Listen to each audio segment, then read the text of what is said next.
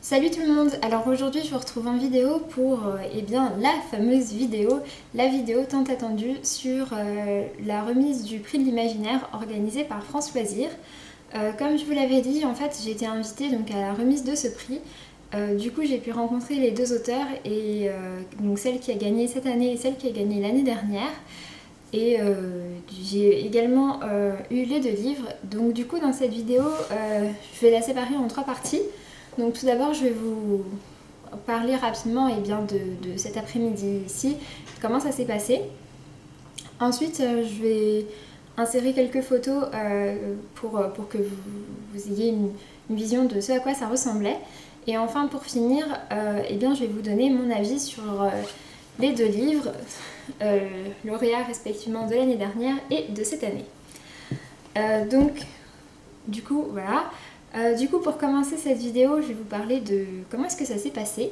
Alors tout d'abord, je tiens à préciser que j'ai été invitée dans le cadre de cet événement absolument pas par rapport au fait que je sois booktubeuse puisque je ne l'avais pas signalé, mais tout simplement parce que je suis abonnée à France Loisirs. Donc en fait, tous les abonnés France Loisirs ont pu tenter leur chance. C'est-à-dire que quand je suis rentrée de vacances aux alentours du 25 août, j'ai vu dans ma boîte mail qu'en fait il y avait une espèce de concours qui avait été mis en place sur le site de France Loisirs pour leurs abonnés et qu'en fait donc les 25 premiers inscrits sur le lien seraient conviés à la remise du prix de l'imaginaire 2015. Et donc j'ai rempli mon formulaire en rentrant de vacances vers 1h30 du matin, quelque chose comme ça. Et là, derrière, quelques jours plus tard, grande surprise, j'ai reçu un mail. Bonjour, merci pour votre participation, machin. Vous êtes invité donc à la remise du prix de l'imaginaire 2015 dans les locaux de France Loisirs. Donc je savais que ça se déroulerait à Paris et donc c'était le 8 septembre. Donc j'avais pas encore repris les cours puisque je n'ai toujours pas repris les cours, je reprends la semaine prochaine. Et donc du coup ça tombait très bien pour moi puisque du coup j'étais complètement disponible.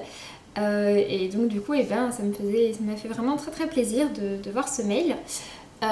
Donc du coup je me suis rendue au prix. Donc en fait le prix de l'imaginaire 2015, le prix de l'imaginaire en fait c'est un prix qui a été organisé par France Loisirs et plus particulièrement par leur maison d'édition, leur collection un peu Nouvelle Plume, pour laquelle ce sont que des jeunes auteurs. En fait je crois que Nouvelle Plume, on nous a dit que Nouvelle Plume en fait c'était un site sur lequel des jeunes auteurs proposent leurs livres et en fait c'est soumis au vote du public, c'est-à-dire qu'on peut lire ces livres-là et après on remplit des feuilles d'appréciation et après, à partir de ces feuilles d'appréciation, les livres qui ont été le mieux notés en quelque sorte sont édités, sont publiés et donc les deux livres en question ont été publiés comme ça, sauf qu'en plus de ça, derrière ils ont reçu le prix de l'imaginaire, c'est-à-dire que parmi les différents livres imaginaires proposés, c'est ceux qui ont remporté le prix.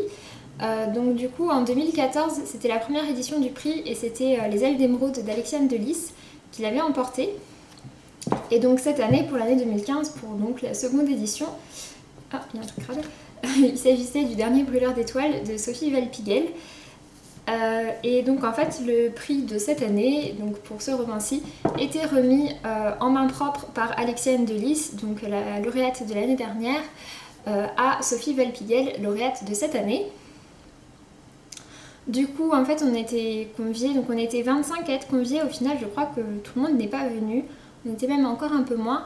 Après le reste des personnes qui étaient dans la salle, c'était donc les familles des deux auteurs et également des personnes qui travaillent dans les locaux de France Loisirs.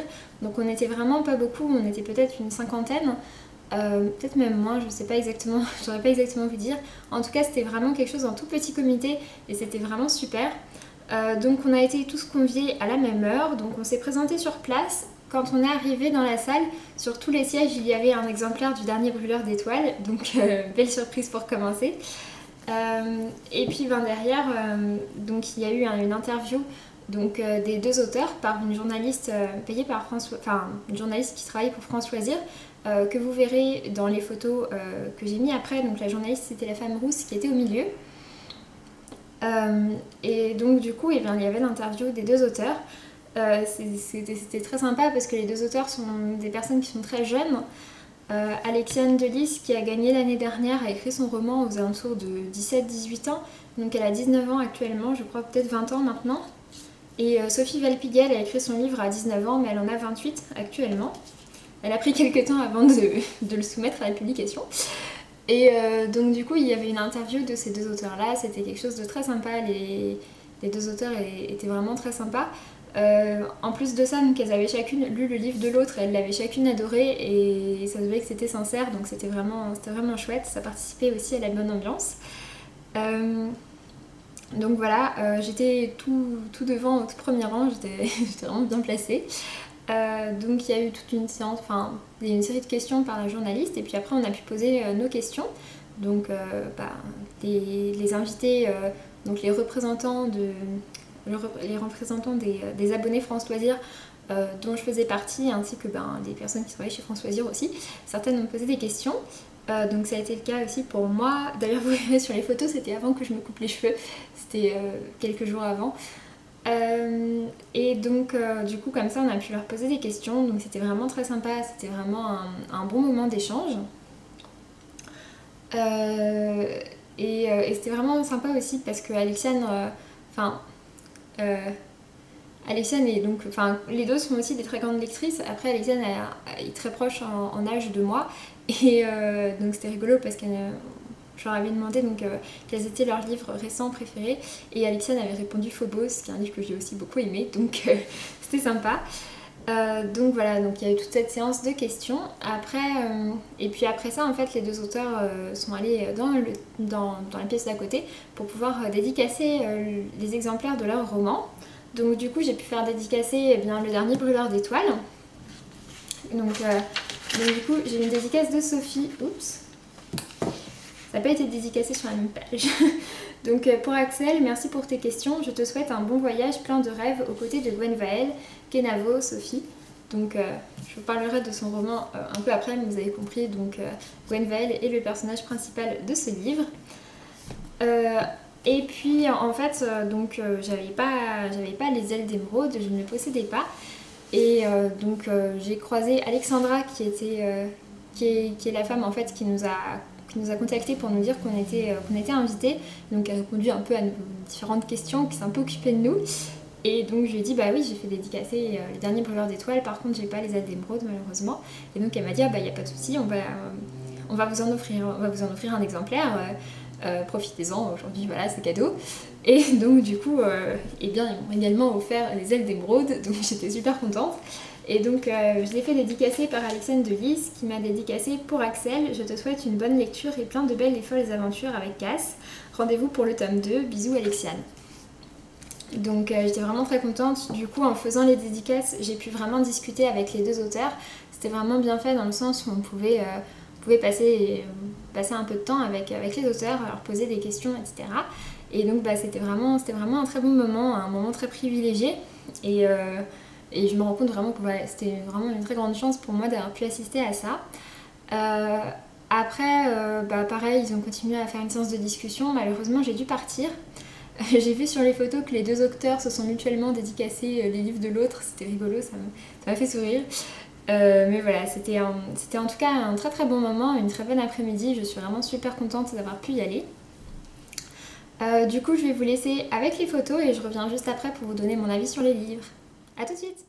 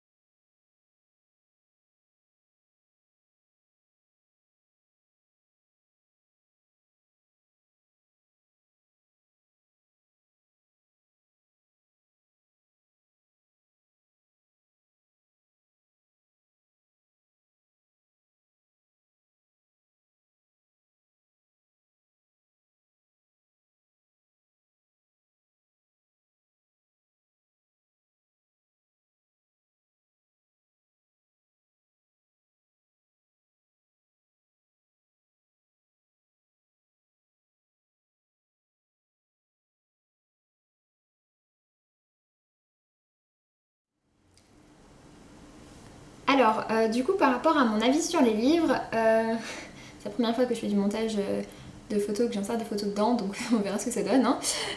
Donc pour mon avis sur les deux livres, je vais commencer par le dernier Brûleur d'étoiles, c'est celui que j'ai lu en premier entre les deux. Le dernier Brûleur d'étoiles, comme vous pouvez le voir, c'est un petit pavé. Hein. Il fait 860 pages, Les ailes d'émeraude n'est pas trop en reste avec 700 pages.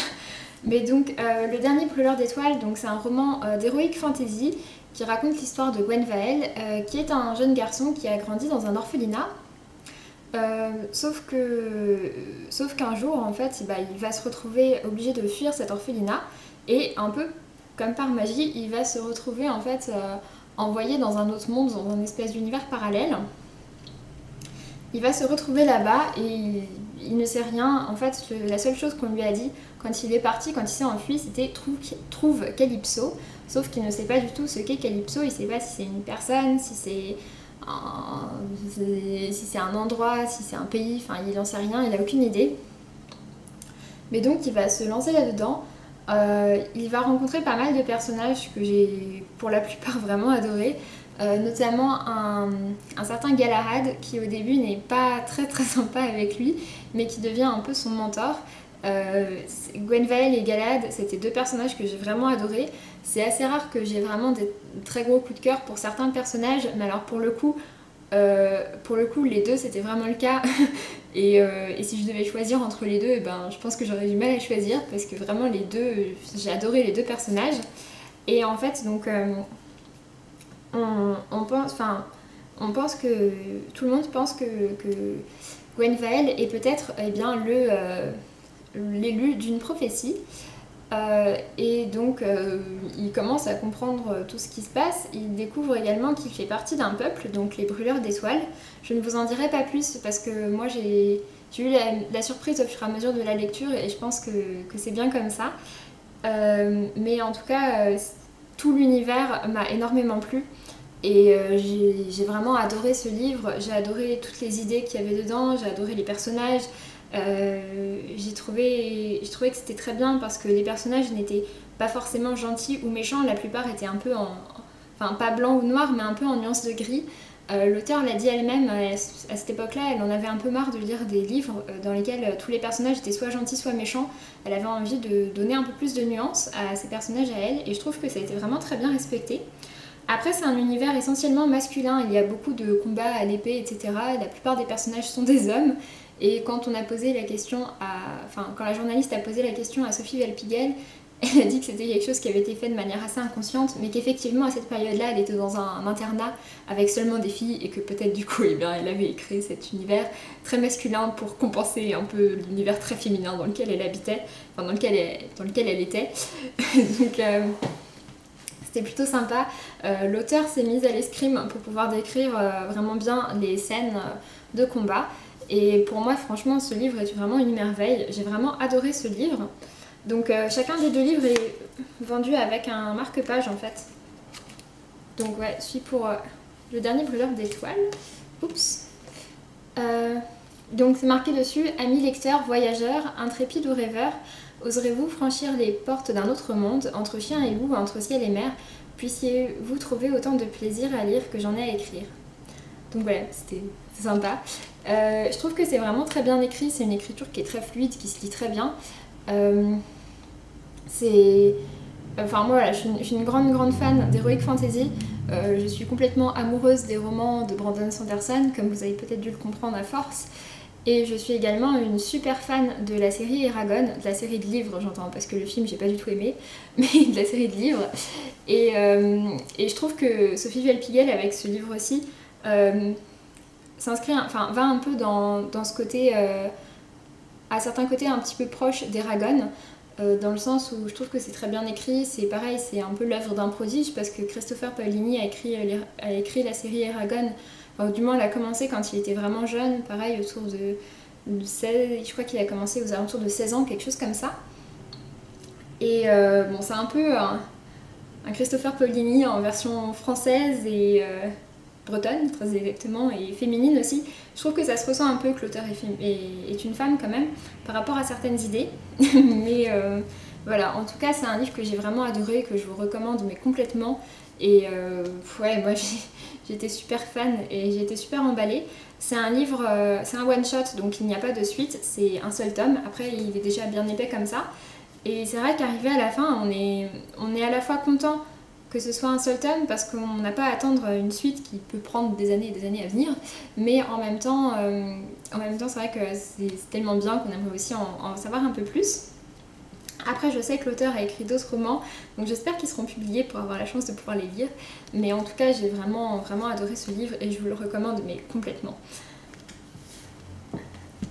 Ensuite, donc après, un peu après, j'ai lu Les ailes d'émeraude d'Alexiane de Lys. Ce livre-ci, contrairement au dernier Brûleur d'étoiles, ce n'est pas de l'heroic fantasy, mais de la fantasy et avec une part aussi un peu de young adulte, je trouve. Il va un peu plus s'inscrire dans la lignée des livres, des livres un peu pour adolescents, enfin qu'on a beaucoup. Je veux dire, toutes les séries qu'on voit beaucoup en ce moment, un peu dystopiques, ça va un peu plus dans ce sens-là que l'autre. Après, c'est quand même très particulier et très personnel par rapport à l'écriture en fait cette fois-ci, puisque Alexiane de Lys a une écriture assez piquante, assez interpellante.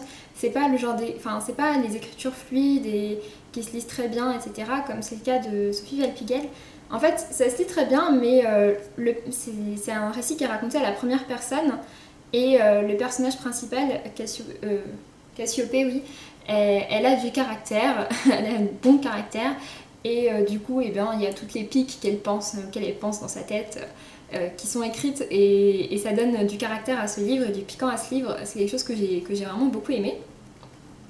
Au niveau de l'histoire de ce livre-ci, à nouveau je peux pas trop vous en dire, mais donc on va suivre Cassiopée qui a 18 ans, qui elle aussi a grandi dans un orphelinat, sauf qu'elle va devoir le quitter pour la simple raison en fait qu'elle a atteint ses 18 ans et que donc du coup maintenant elle doit partir.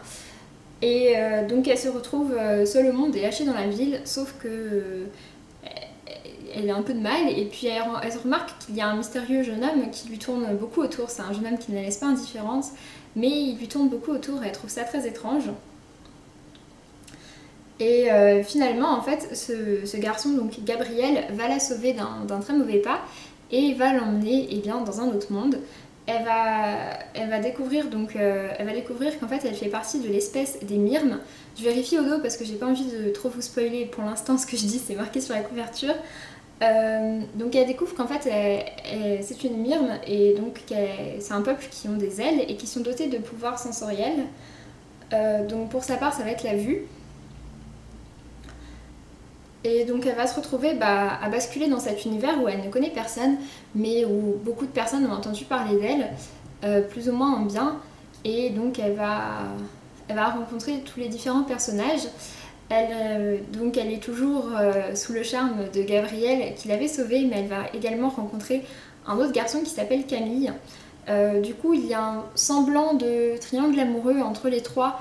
Mais après, moi qui n'aime pas les triangles amoureux, j'ai trouvé que celui-ci était vraiment léger et bien mené, dans le sens où Cassiopée sait lequel elle préfère, et donc il n'y a pas vraiment trop de suspense. Et puis en plus, avec les événements, les événements aussi poussent à renforcer certains choix. Et j'ai trouvé que c'était un roman qui était vraiment plein de surprises et plein de rebondissements.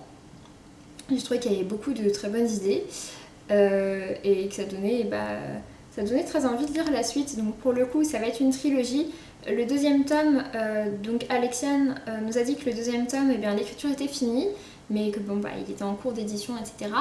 Et par contre donc le troisième tome est en cours d'écriture et elle dit qu'elle aime particulièrement écrire ce troisième tome.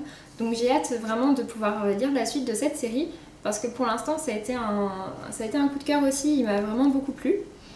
Et j'ai beaucoup aimé tout l'univers qui s'est passé et surtout cette écriture vraiment très, très personnelle et très piquante m'a vraiment beaucoup plu. Au niveau du petit mot sur le marque-page, cette fois-ci c'est cher lecteur, je suis émue de vous imaginer tenir mon livre entre vos mains. C'est une immense joie pour moi de vous offrir cette histoire. Alors bienvenue dans le monde de Cassiopée et bienvenue chez les Myrmes. Bien amicalement, Alexiane. Donc voilà, c'est au final ce sont deux romans que j'ai vraiment tous les deux adorés. Après si je devais en retenir qu'un, même si c'est un peu difficile, mon cœur penche quand même pour le dernier Brûleur d'étoiles parce que je pense surtout c'est une histoire de genre. Je suis vraiment une fan d'Heroic Fantasy, comme je vous l'ai dit, voilà. Brandon Sanderson, Christopher Paolini, ce sont vraiment des auteurs que j'aime énormément. Et c'est vrai que ce livre aussi s'en rapproche un peu plus, donc c'est le côté vraiment Heroic Fantasy pur, un bon roman d'Heroic Fantasy, moi ça me, ça me transporte, voilà, ça me plaît beaucoup. Et donc ouais, pour ça je préfère celui-ci. Après, je trouve que Les Ailes d'Émeraude est vraiment excellent et change... est vraiment très original par rapport aux autres livres de young adult qu'on voit beaucoup et qui à force commencent un petit peu à se répéter. Celui-ci est particulier dans le sens où il y a un côté un peu plus fantastique, un peu plus fée, et franchement il m'a vraiment beaucoup plu aussi. J'ai hâte de lire la suite pour celui-ci et j'ai hâte de lire d'autres livres de Sophie Valpiguel pour le dernier Brûleur d'étoiles. Mais en tout cas ça a été vraiment 2 livres que j'ai adorés. Donc les 2 livres sont disponibles à l'achat chez France Loisirs. Je crois que Les Ailes d'Émeraude maintenant est disponible aussi ailleurs. Chez France Loisirs, ils coûtent 15 € chacun, peut-être 14,99 €, enfin ça revient même. Ils coûtent environ donc 15 € chacun. Et donc si vous n'êtes pas encore abonné chez France Loisirs et que vous voulez les commander ou bien d'autres livres de chez France Loisirs, je vous mettrai 2 liens en barre d'informations. En fait, je vous propose 2 possibilités. La première, donc c'est Alexandra, donc la responsable communication, qui me l'a proposé. En fait, c'est un lien vraiment personnalisé où si vous cliquez dessus, eh bien, vous aurez une offre. Vous avez donc 3 livres à 1 € chacun, plus le dernier Brûleur d'étoiles qui sont offerts avec l'abonnement. Et l'autre possibilité que je vous propose, c'est une possibilité qui est plus intéressante aussi pour moi. Mais bon voilà, après c'est au choix. L'autre possibilité, eh bien, c'est que je vous parraine, puisqu'il y a un parrainage qui est possible chez France Loisirs et qui donne accès pour le parrain comme pour le filleul à un bon d'achat de 75 € à dépenser chez France Loisirs. Donc c'est quelque chose de vraiment très intéressant. Pour ma part, c'est ce que j'avais fait. J'avais demandé à Mallory de la chaîne Mallory Dance Books de me parrainer, ce qu'elle avait gentiment accepté.